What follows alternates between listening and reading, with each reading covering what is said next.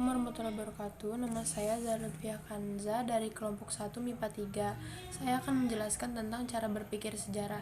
Cara berpikir sejarah dibagi menjadi 4, yaitu konsep berpikir kronologis, konsep berpikir periodisasi, konsep berpikir diakronis, dan konsep berpikir secara sinkronis.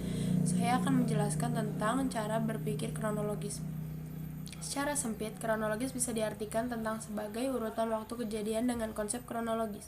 Secara bisa memberikan gambaran untuk suatu peristiwa sesuai dengan urutan waktu dan kejadian.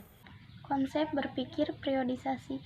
Periodisasi adalah pembabakan waktu yang merupakan salah satu bentuk penulisan sejarah guna memahami rangkaian peristiwa sejarah. Menurut Prof. Dr. Sartoro Kartodirjo, periodisasi dibuat berdasarkan derajat integrasi yang pernah dicapai Indonesia pada masa lalu dan dipengaruhi oleh faktor ekonomi yang memengaruhi perkembangan budaya. Berikut adalah contoh-contoh tokoh periodisasi sejarah. 1. Prof. Dr. Sartoro Kartodirjo. 2. Muhammad Yamin. Dan yang ketiga Haji D. Graaf. Konsep berpikir diakronis. Diakronis secara etimologi berasal dari bahasa Yunani, yaitu dia dan karos. Dia punya arti melewati atau melintas, sedangkan karos artinya perjalanan waktu.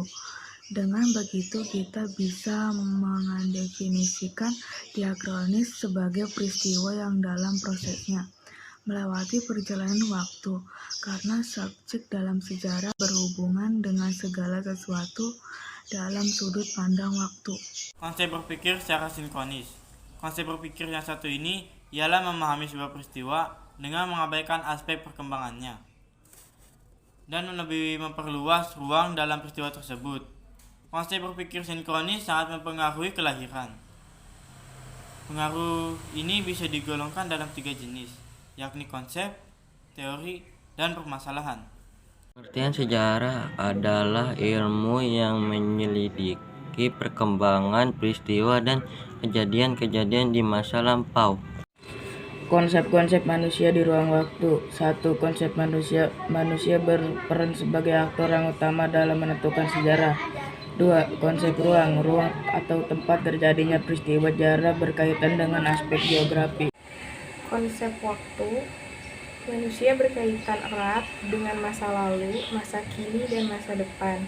Setiap peristiwa sejarah berada dalam kurun waktu tertentu yang memiliki latar belakang waktu sebelumnya.